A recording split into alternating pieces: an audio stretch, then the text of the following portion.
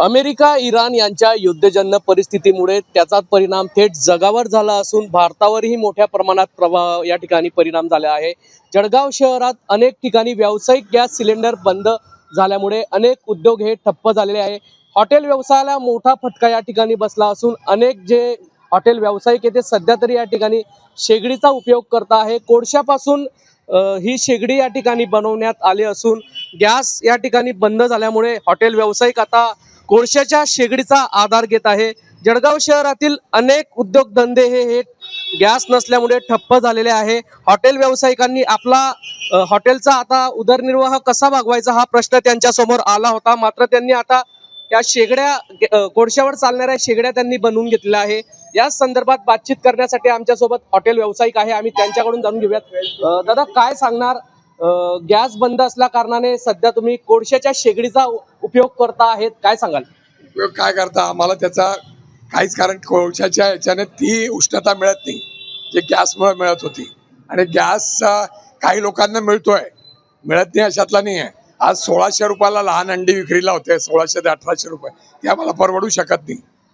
ठीक आहे, लहान मोठी तर आम्हाला मिळत होती 1600 रुपयाला, त्या 1600चा आज मी विचारलं 2500 रुपये असतील तर मिळेल म्हणे, पण आम्ही 2 नंबरचे घेतच नाही मी कधी आयुष्यात। त्याच्यामुळे मिळत असेल, याच्या काहींना मिळतं, वापरत असतील बिचारे, काय करतात। व्यावसायिक सिलेंडर हे बंद असल्या कारणाने तुम्हाला आता गॅस शेगडीचा उपयोग, कोळशाच्या शेगडीचा उपयोग करावा लागतोय, काय सांगा? हा, तर ते आम्हाला म्हणजे हा प्रयोग आहे आमच्यासाठी, हा दुसरीकडून आणून आता आम्हाला आज मी 2 बनवायला, अशा शेगड्या बनवायला सांगितल्या मला लागणाऱ्या।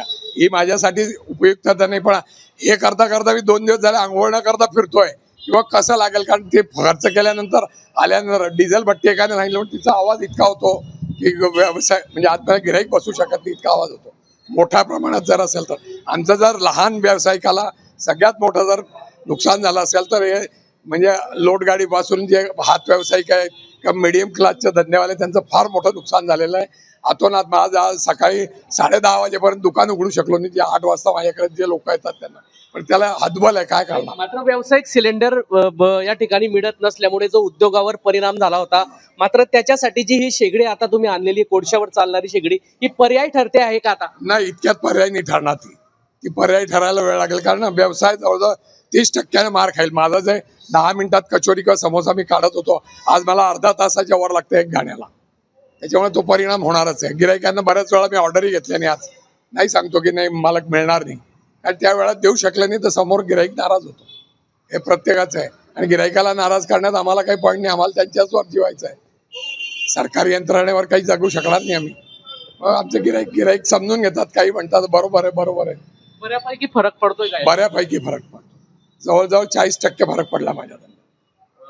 या ठिकाणी व्यावसायिक सिलेंडर बंद असल्यामुळे उद्योगधंद्याचा ठप्पा या ठिकाणी झालेला आहे।